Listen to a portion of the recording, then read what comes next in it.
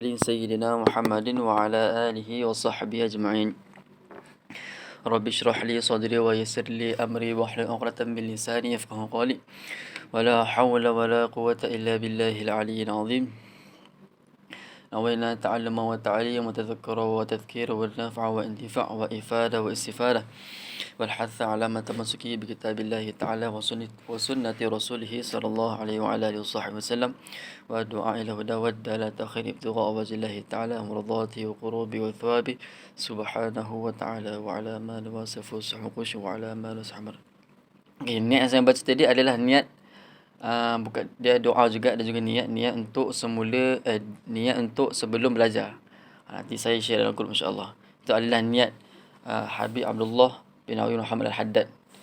Niat sebelum belajar Imam Al-Haddad. Siapa yang kena Imam Al-Haddad dia tahulah niat sebelum menuntut ilmu. Tak kisahlah belajar ke menuntut ilmu ataupun majlis ilmu, majlis zikir. Itu adalah satu doa ataupun niat untuk hadir majlis ataupun belajar. Okey. Assalamualaikum semua, ahlan wa sahlan wa marhaban bikum. Insya-Allah kita akan sambung lagi kelas kita yang semalam. Dah habis dah saya furudul wudu sittah. Okey, saya dah terangkan perkara yang wajib wudu itu ada 6 perkara. Al-awwalun niyyah, yang pertama adalah niat. Wathani ghusl wajhi, yang kedua adalah membasuh muka. Ats-tsalitsu, yang ketiga adalah ghusl yadain ma'al mirfaqain, basuh dua tangan bersama dengan beserta dengan sikunya. Ar-rabi'u mashu syai'in min ar-ra'si, sapu sesuatu daripada kepala. Al-khamisu ghuslu rijlai ma'al ka'bain, yang kelima adalah membasuh dua kaki serta dua buku lalinya. As-sadisu at-tartib, yang keenam adalah tertib. Tertib itu yang saya katakan semalam adalah berturutan. Berturutan bermaksud yakni daripada datangnya rukun tertib ni datang daripada Rasulullah sendiri. Rasulullah sendiri, kenapa Rasulullah ketika berwuduk sahabat melihat, dan yang pertama kali adalah daripada muka. Okey, yang kedua adalah memula dengan niatnya sudah tentulah innamal a'malu binniyat.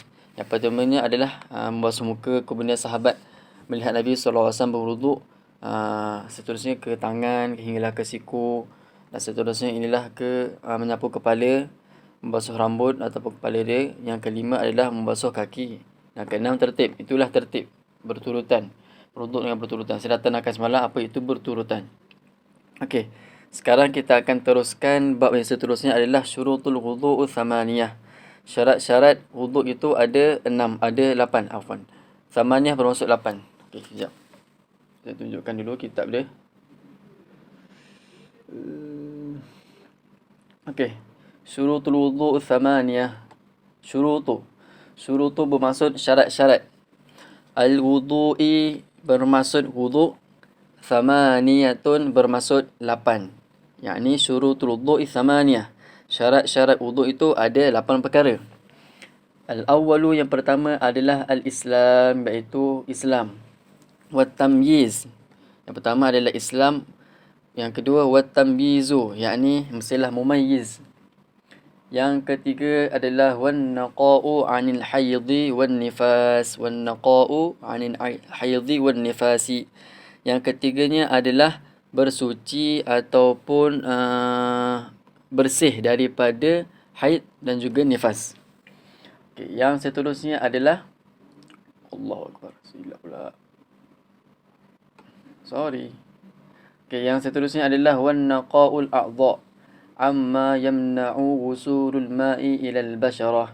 Yang seterusnya adalah wan-naqa'u, dan bersih ataupun suci, al-a'dha' bermaksud anggota-anggota. Amma yamna'u bermaksud yang sesuatu yang menghalang. Okey, boleh faham? Saya ulang lagi. Wan-naqa'ul a'dha'i, dan seterusnya adalah dan bersih ataupun suci daripada suci dan bersih anggota apa itulah. Amma yamna'u, yang sesuatu yang menghalang usulul ma', sampainya air. Usul maksud sampai ataupun mengalir. Al-ma'i, yakni air. Ilal basharati, ke ila bermaksud ke. Al-basharati yakni kulit. Kulit ni lah, kulit kita. Kulit bashar. Bashar ni bermaksud manusia. Kalau basyarah, kulit. Okey. Situ je kot. Ini terlalu panjang sangat. Okey, semuanya lagi. Syurutul wudu'i thamaniyah. Syarat-syarat wuduk itu ada 8 perkara. Yang pertama, Islam. Wa tamyizu bermaksud mumayyiz. Wan naqa'u 'anil haidhi wan nifas. Dan bersih ataupun dan suci daripada haid wan nifasi dan juga nifas. Wan naqa'u a'dha, dan suci daripada al-a'dha, anggota-anggota. Amma yamna'u, sesuatu yang menghalang. Usulul ma'i, usul bermaksud sampai ataupun mengalir.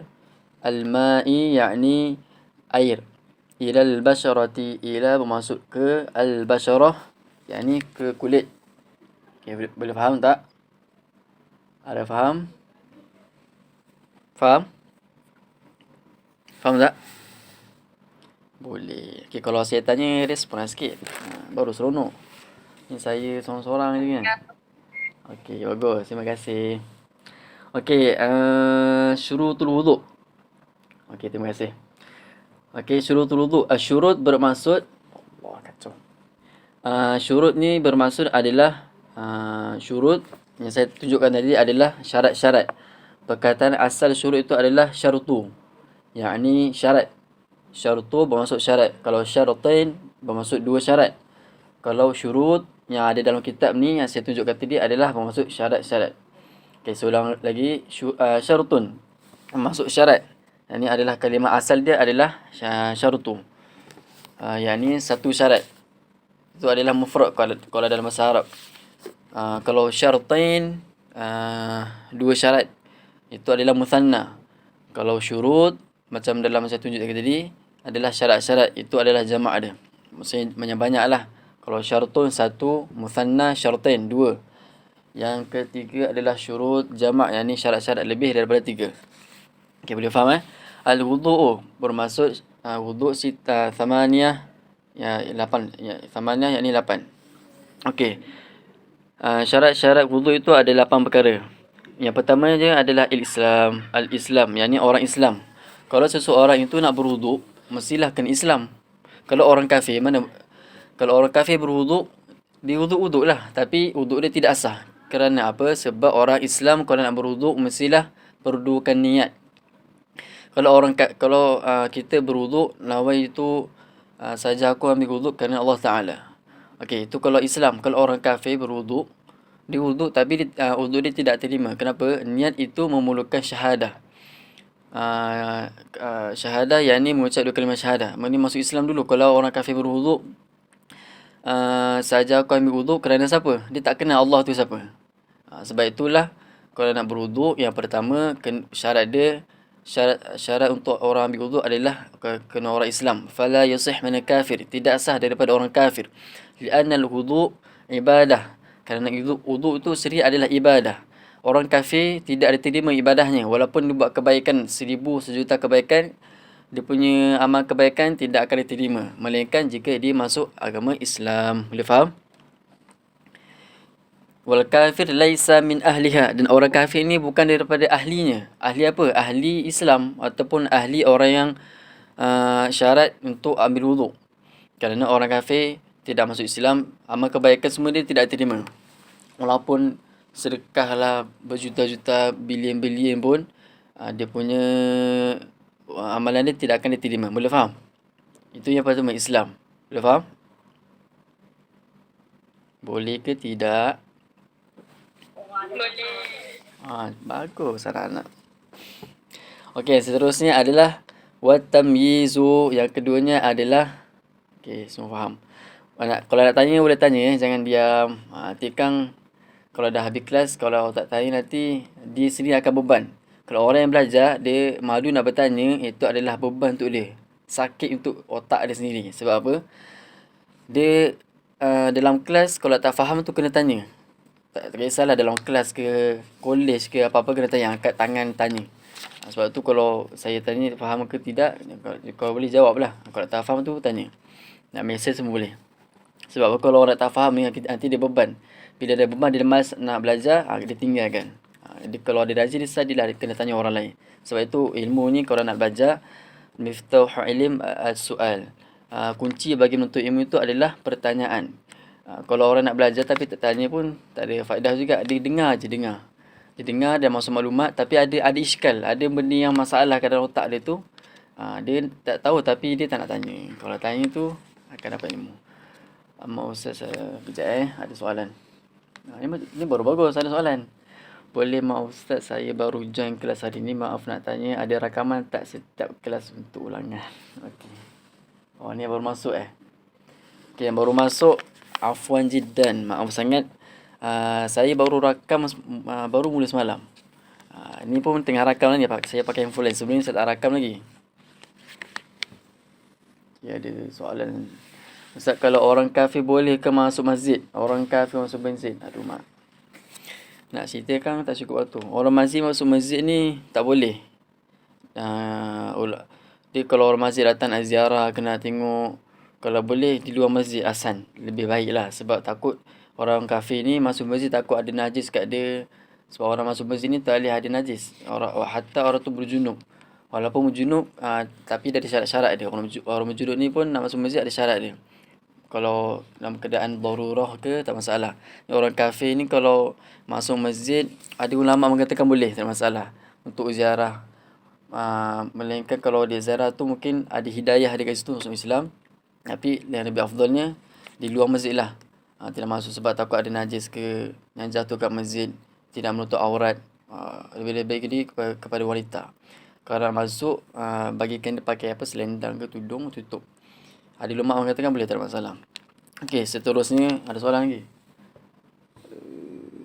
Hari ni punya darus ada rakaman tak Ustaz? Hari ni saya ada rakam. Saya tengah rekod ni kat handphone satu lagi. Okey, yang pertama ialah Islam. Saya dah terangkan Islam tu niat untuk orang kafir tidak diterima. Kerana niat itu sebenarnya adalah ibadah. Ambil wuduk tu ibadah. Orang kafir ibadahnya tidak diterima. Okey, yang keduanya adalah wat-tamyizu. At-tamyiz maksud memayyiz. Okey, orang yang ambil wuduk ni untuk solat ataupun untuk ibadah mestilah kena mumayyiz. Apa maksud mumayyiz? Mumayyiz maksudnya orang yang budak, untuk budak-budak lah. Kalau budak-budak yang mumayyiz tu, ulama mengatakan mumayyiz ni nak tahu budak tu mumayyiz ni ada syarat dia, bukan syarat, maksudnya kita tengok daripada 5 perkara. Ada ulama mengatakan ada 4, ada yang mengatakan ada 5. Yang pertamanya adalah yafhamul khitab wa yaruddu jawab. Yang pertamanya adalah dia faham apa orang yang cakap kat dia dan dia boleh jawab apa pertanyaan bila orang tanya. Contoh kalau ada budak kecil 5-4 tahun, kita nak test ujian nak test dia punya ni lah. Dia punya kepandaian dia boleh jawab ke tidak, kita tanya dia. Adik nama siapa? Contoh nama saya Ain Syahmi. Maksudnya dia boleh jawab, dia faham soalan dan dia boleh jawab. Okey, yang pertama dia faham soalan, adik nama siapa dik? Nama saya Ain Syahmi. Maksudnya dia faham soalan dan dia jawab, dia boleh jawab. Kalau dia faham sahaja, dia tidak boleh jawab, mungkin dia punya mumayyiz tu belum lagi. Akal dia belum sampai. Okey, yang kedua ulama mengatakan nak tahu orang tu mumayyiz ke tidak adalah ayakula wahdahu wa yashrab wahdahu. Dia boleh makan seorang diri dan dia boleh minum seorang diri. Bermaksudnya kalau contohlah kalau ibu bapa dia keluar bekerja ataupun orang tuanya dekat rumah tengah buat kerja, tiba-tiba dia datang dan ambil nasi ke, ambil ayam ke, ambil goreng, makan, duduk sendiri, lepas tu dah lepas makan dan ambil air, dan ambil cawan dan ambil air diminum. Itu adalah tanda-tanda orang yang mumayyiz, budak-budak. Okey, itu yang kedua. Yang pertamanya adalah yafhamul khitab wa yaruddu jawab. Yang pertamanya adalah dia faham khitab. Yang ni khitab bermaksud adalah percakapan, perbualan orang. Wa yaruddu jawab, yakni dia boleh balas apa yang pertanyaan ditanyakan. Yang keduanya adalah yashrab wahdahu, yakul wahdahu wa yashrab wahdahu. Dia boleh makan seorang diri dan dia boleh minum seorang diri. Okey, yang ketiganya adalah tanda-tanda orang tu mumayyiz, yastaji wahdahu wa wa yutahhir wahdahu. Dia boleh beristinja ataupun boleh pergi istinja ni dalam bahasa orang panggil buang air lah, buang air. Dia boleh kalau dia nak rasa dia nak buang air kecil ke air besar, maaf cakap, boleh pergi ke tandas sendiri, dia boleh buang air sendiri. Dan apa lagi? Dia boleh sucikan lah. Itu adalah tanda-tanda mumayyiz. Dan yang keempat adalah ayyufarriq baina yaminihi wa shimalihi. Dan tanda-tanda orang mumayyiz yang keempat adalah dia boleh membezakan kanan dan kiri. Contoh, kalau orang yang ada adik kecil ke, ada anak kecil ke, kita test dia. Test IQ dia. Okey, tanya dia, adik, ni tangan kanan ke tangan kiri? Ataupun tanya dia, adik, mana satu tangan kanan, mana satu tangan kiri? Kalau tunjuk ni tangan kanan, maknanya salah lah. Bermaksud dia belum memayyiz lagi. Dia belum dapat membezakan mana kanan, mana kiri. Kalau kita test dia, adik, mana satu tangan kanan? Yang ni ke yang ni? Okey, kalau dia kata yang ni tangan kanan, maknanya betul lah. Kalau dia jawab tangan kanan, kalau kita tunjuk ni tangan kanan, dia jawab tangan kiri, bermaksud dia belum memayyiz lagi. Dia ada soalan ni. Ustaz, macam mana nak ambil wuduk dalam keadaan sedar? Sebab kadang-kadang bila ambil wuduk, mesti fikir sesuatu benda tu sampai apa ni? Sekejap. Alamak, kacau lah. Sekejap Aduh, apa ni? Sekejap. Sebab kadang-kadang bila ambil wuduk mesti fikir sesuatu benda tu sampai saya dah tak tahu saya dah sampai mana. Tolong saya, Ustaz. Oh, ni masalah panjang ni. Okey, masalah yang tadi tu, kalau ada orang ambil wuduk, tiba-tiba dia fikir sesuatu sampai dia tahu dia kat mana. Macam mana tu? Dah ambil wuduk, basuh muka, basuh tangan, tiba-tiba dia tak tahu kat mana sebab banyak fikir. Okey, wuduk ni sebenarnya kita ambil, wuduk ni ada sesuatu ibadah. Ibadah ni bila kita buat, mestilah hati kita kena sentiasa dalam keadaan bersama Allah Subhanahu Wa Taala. Macam mana kita buat ibadah tetapi hati kita lalai, hati kita terpesong kiri kanan fikir sesuatu. So kalau sebelum kita nak buat ibadah tu, walaupun mengambil wuduk sendiri, wuduk ini juga adalah sesuatu ibadah. Dalam kitab fikih pun mengatakan al-wudhu ibadah. Wuduk ini adalah sesuatu ibadah. Dan nak berwuduk mestilah kena hati dengan Allah Subhanahu Wa Taala, jangan kita lalai. So kalau kita dah lalai dalam ibadah tu, maksud kita dah jauh dari Allah. So kalau kita dah lupa tu, macam mana nak buat? Ulang baliklah senang. Kalau kita yakin kita dah sampai, contoh kita dah basuh muka, dah basuh tangan, tu kita fikir, tu kita ingat lupa kat mana. Kalau kita yakin kita dah sampai kat contoh kita dah sampai kat tangan, teruskan basuh sapu kepala, kaki. Kalau dah lupa semua, ulang balik, ahsan. Tapi bila ulang tu janganlah fikir balik. Biar ibadah tu kita dengan Allah, jangan kita fikir perkara yang tak elok ataupun orang lain, supaya benda tu tak jauh, tak lalai. Okey, boleh.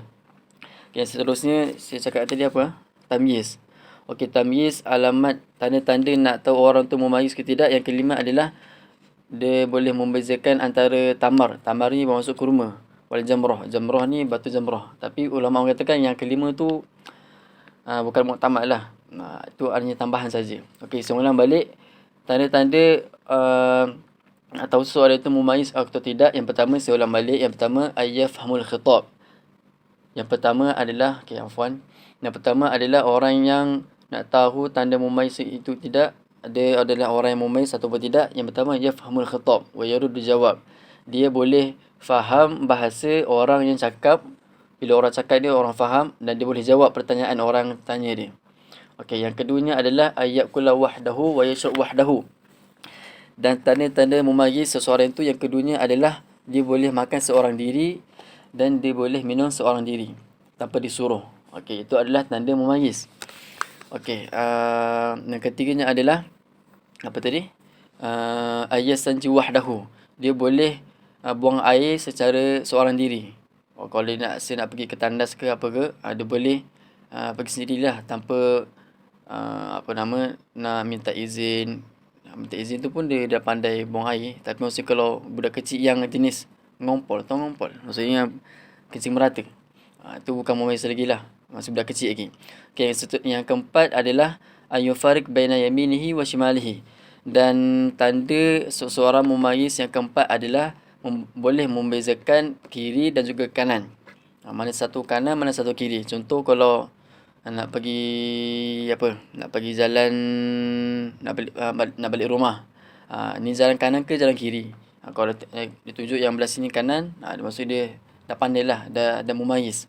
Contoh lagi nak senang, tangan kita, mana satu tangan kanan, mana satu tangan kiri. Kalau jawab yang tangan kanan ni kanan, maksud dia dah memayyiz. Kalau jawab tangan kiri ni kiri, adalah dia dah memayis. Kalau jawab tangan kanan ni, tangan kiri, salah. Belum memayis lagi. Kena latih lagi. Okey, itu adalah syarat tanda-tanda orang itu dah memayis. Okey, ini adalah syarat kedua untuk seorang itu ambil wuduk. Okay, yang pertama adalah Islam, yang kedua adalah tamyiz, bermaksud memayizlah. Kalau orang budak kecil yang belum memayis ambil wuduk, wuduk dia bukan tak sah. Wuduk dia sah tapi niat sahaja. Sebab apa? Niat fala yasah min ghairi mumayyiz, tidak sah daripada orang min ghairi mumayyiz, tidak sah orang yang ambil wuduk itu bukan orang yang mumayyiz. Sebab itu adalah syarat untuk ambil wuduk. Okey, seterusnya adalah, boleh faham tak? Faham? Boleh. Ada yang tak faham tak? Semua faham Okey, kalau faham okey. Safra Yasin juga. Okey, yang seterusnya adalah yang ke mana tadi? Wal naqa'an hari wal nifas. Okey, yang baru masuk saya kejap tunjuk. Okey, yang seterusnya adalah kita sekarang yang baru masuk ni saya nak bagi tahu, kita tengah cerita pasal syarat-syarat orang yang untuk ambil wuduk. Ada 8 perkara. Kita dah bagi tahu Islam dan tamyiz. Syarat pertama adalah orang Islam, keduanya adalah orang yang mumayyiz, dan ketiganya adalah wan naqa'u anil hadhi wan nifas. Wan naqa'u, dan suci dan bersih daripada haid wan nifas. Okey. Ni. Okey, yang seterusnya adalah suci dan bersih daripada haid dan nifas. Ini untuk orang perempuan lah. Orang lelaki tak ada haid, tak ada nifas. Haid itu adalah orang yang haid, orang perempuan haid yang datang uzur, ada datang darah ada hari dia, ada minggu dia. Itu orang perempuan tahulah. Nanti kalau nak syarah sekarang memang panjang.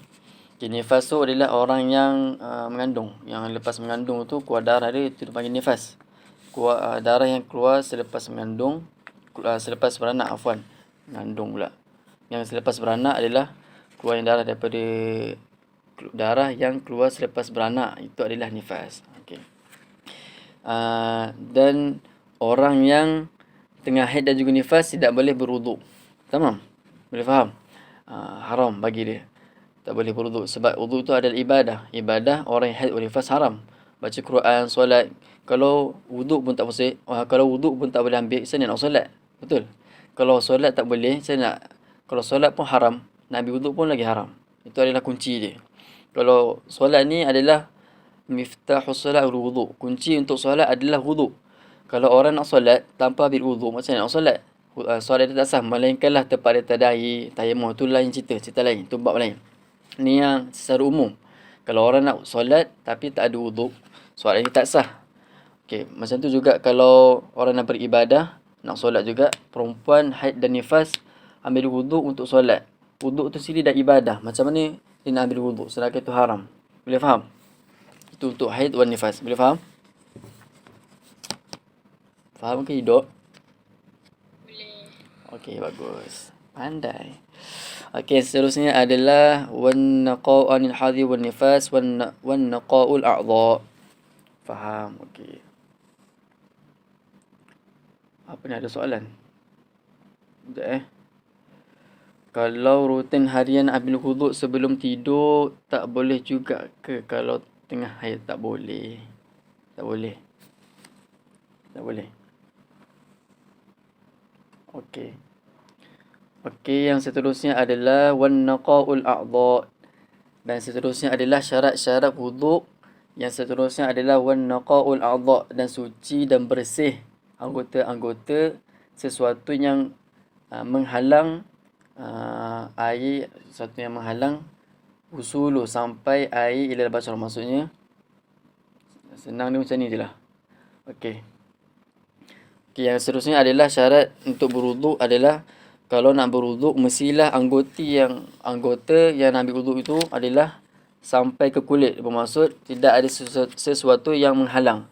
Contoh kalau nak basuh muka ke tangan ke kaki ataupun kepala rambut kita ni, kalau nak ambil wuduk, air mesti sampai ke kulit. Kalau contohnya ada chewing gum kat sini, kita makan chewing gum lekat kat sini. Kalau air kena kat sini, sampai tak air dekat kulit? confirm tak akan sampai. Sebab chewing gum ni adalah menghalang. Ia mena'u, bermaksud menghalang air sampai ke kulit. Ilal basyarah. Basyarah ni bermaksud kulit. Itu maksud dia. Okey, contoh kalau ada okey, kalau dekat kuku ni, macam saya cakap semalam, kuku ni adalah, kalau kuku yang panjang, macam saya kata sebelum ni, kalau kuku yang panjang, yang ada kotor-kotor tu, itu adalah menghalang air untuk sampai ke dalam kulit. Faham? Kalau ada yang kuku panjang tu, harap potong lah. Kuku ni disunatkan potong bila? Hari Khamis, hari Jumaat, hari Khamis, Jumaat juga hari Isnin. Paling afdalnya hari Jumaat lah. Sebab hari Jumaat ni hari yang paling afdal, dapat pahala lebih. Dan setiap hari tu ada kelebihan dia. Contoh hari Khamis, hari Jumaat, hari Isnin tu disunatkan. Dan setiap hari tu, setiap hari yang Isnin, Khamis tu ada kelebihan dia sendiri. Ada hadis dia. Okey, itu ada satu faedah. Okey, yang saya kata adalah kuku ni, kalau nak ambil wuduk, mestilah air sampai masuk dalam. Kuku saya ni pendek, tak masalah. Okey, kalau kuku yang panjang tu, kalau malas nak potong, ambil air, bila air dah sampai sini tu, kita gosok dalam. Gosok-gosok tu sampailah air tu masuk dalam. Kalau ada kuman-kuman tu, pandai-pandai lah. Buang kuman tu ke, congkil ke apa, senang-senang potong je. Boleh faham? Itu adalah wannaqa'u a'dha' amma yamna'u usulul ma' ila al-basyrah. Suci daripada sesuatu yang menghalang air sampai ke kulit. Okey, contoh tangan kita ke atau kaki muka, kalau ada debu. Ibu orang yang jenis buat kerja kontraktor ke apa, ada debu-debu simen, kena buang dia punya tu dulu, debu dia basuh dulu ataupun pakai tangan cukup dah. Tu bila ambil wuduk terus sapu, biar tu punya debu-debu kotor-kotor tu terus hilang. Okey, contoh kalau ada darah yang melekat kat sini, kalau darah tu jenis sikit tak ada masalah. Kalau kena air tu terus lalu je. Okey, contoh lagi kalau yang menghalang masuk air, contoh saya katakan air tu adalah minyak yang jenis yang melekat tu, ataupun madu yang cecair, yang pekat, yang apabila air sampai ke air nak sampai ke anggota ni tidak sampai ke kulit. Bila air nak basuh ke tangan tak sampai ke kulit, itu kena hilangkan dulu. Cuci pakai sabun, dah bersih, air dah boleh sampai ke kulit, wuduk kita akan sah. Okay, contoh lagi kalau cat pun sama juga. Cat ke simen yang melekat kat kulit ni, kita kena hilangkan dulu. Kemudian boleh hilangkan dulu ni. Lepas tu kalau dah hilang, air dah boleh sampai dekat kulit ni, maka sah wuduk dia. Kalau ada tinggal baki-baki sikit-sikit tu, tidak masalah, dimaafkan. Hatta Imam Ghazali mengatakan kalau orang yang petani, betul petani, falah dia maksudnya falahin, orang yang kerja petani dekat tanah-tanaman ke mazru'ah ke apa, kat kerja petani tu kalau ada lumpur-lumpur sikit sahajalah. Kalau ada bekas-bekas tu dimaafkan. Imam Ghazali kata itu dimaafkan, tidak masalah. Kalau banyak tu dah terlalu banyak, hasan, lebih afdal bersihkan dulu, kemudian boleh ambil wuduk, senang. Kalau kita tak bersihkan ing marker,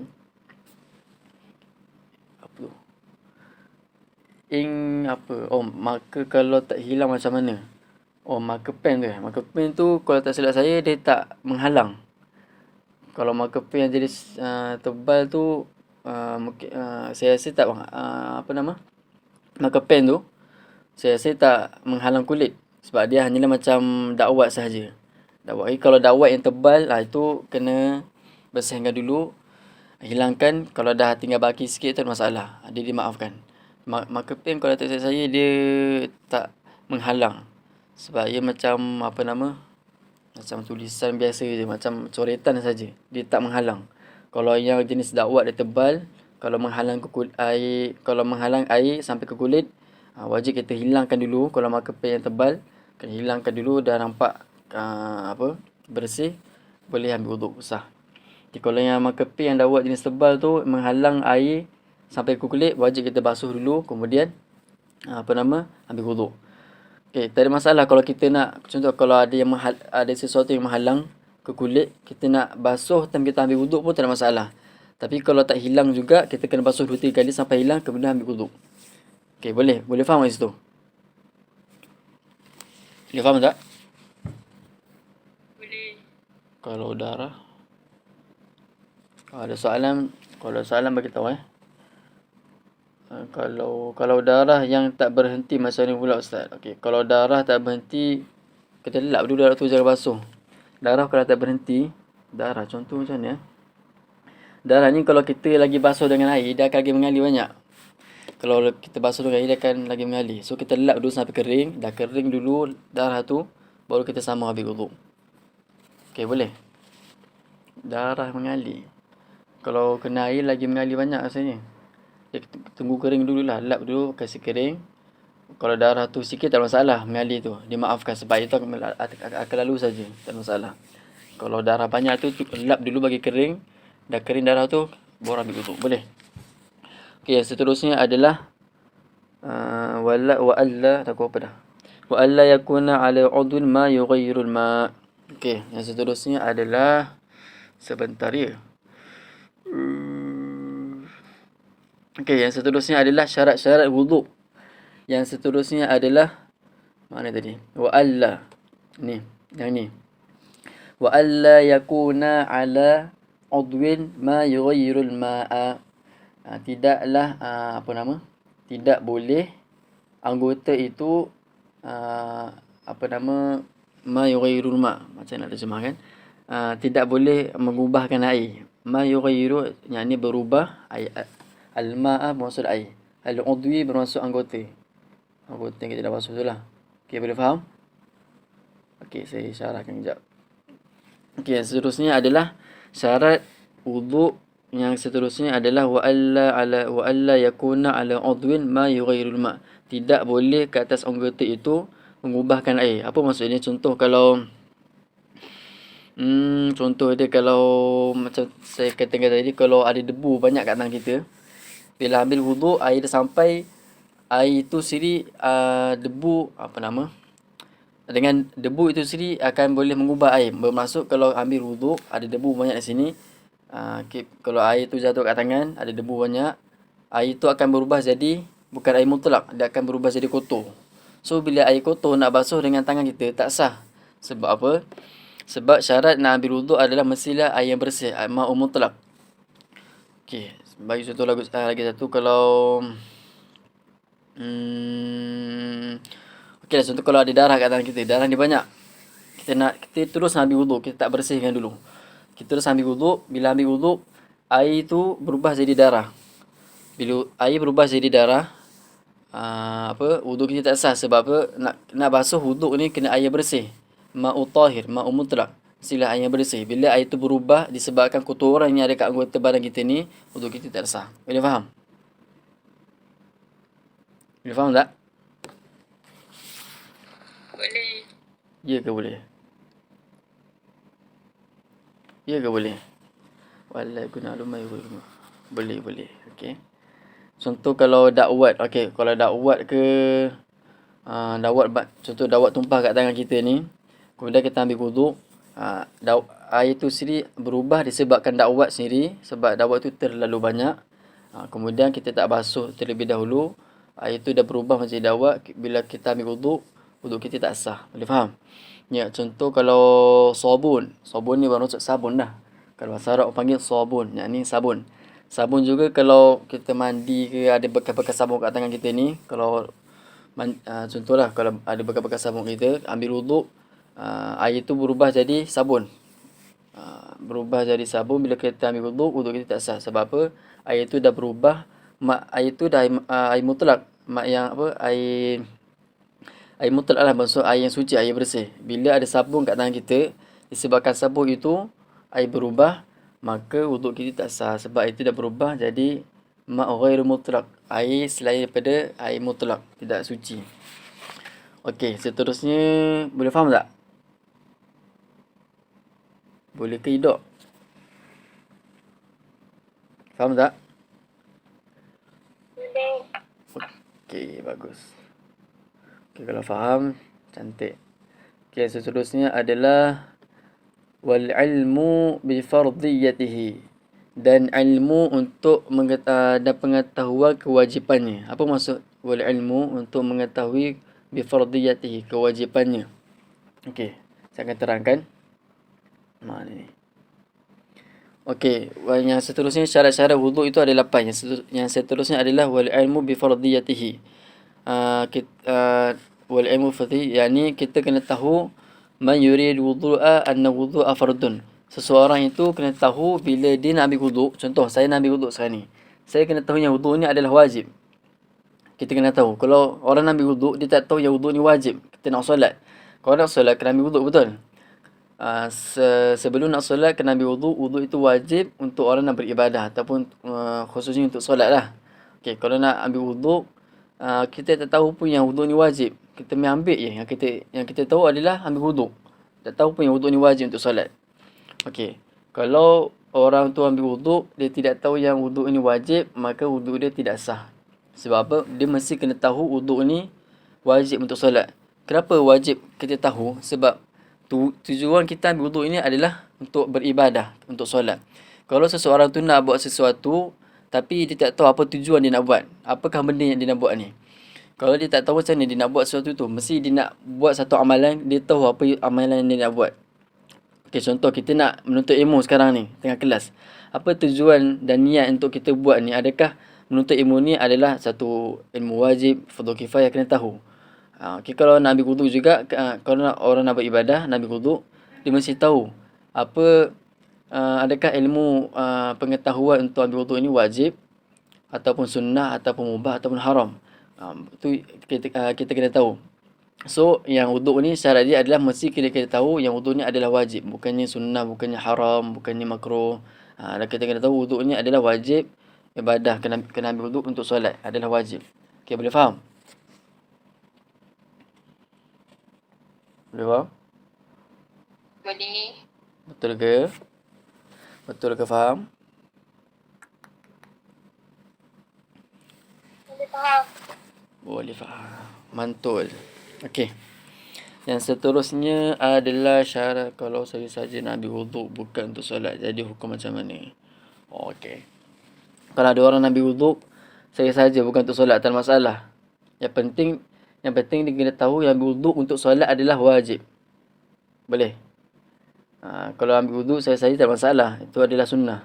Bukan untuk ibadah. Walaupun ambil wuduk saya saja untuk ataupun nak sejukkan badan, tak ada masalah. Yang penting dia tahu syurutul wuduk, orang nak berwuduk ini untuk beribadah, untuk solat, wajib kita tahu ini adalah wajib. Okey. Dan seterusnya adalah wal ilmu wa alla ya'taqid fardhan min furudihi sunnah. Sebentar dong.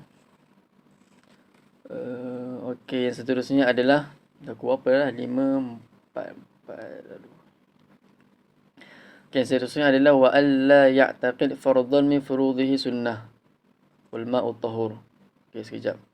Alamak, salah buka. Wa alla ya'taqid, dan tidaklah dia meyakini bahawa fardu min furudihi sunnah. Dan tidaklah wa alla, maksudnya tidaklah dia meyakini bahawa fardhan, kewajipan ambil wuduk ini fardhan ataupun kewajipan daripada min furudihi, bermaksud daripada min furudihi bermaksud kewajipan-kewajipannya sunnah. Apa maksud dia? Sekejap ya. Saya nak terangkan ni dah lewat lah. Okey, wa alla ya'taqid fardhan min furudihi sunnah. Janganlah kamu yakini bahawa setiap fardu ataupun kewajipan daripada syarat-syarat ini, yang ambil wuduk ini, min furudhi sunnah. Bermaksud, kalau kita yakin bahawa semua syarat-syarat, kalau kita yakin bahawa yang syarat 6 untuk ambil wuduk ini, niat, basuh muka, basuh tangan, basuh rambut kita, kepala ataupun basuh kaki tertib ini, kita yakin bahawa yang 6 ini adalah wajib. Alamak. Apa tadi? Kita kena yakin bahawa yang 6 ini adalah wajib, bukannya sunnah. Okey.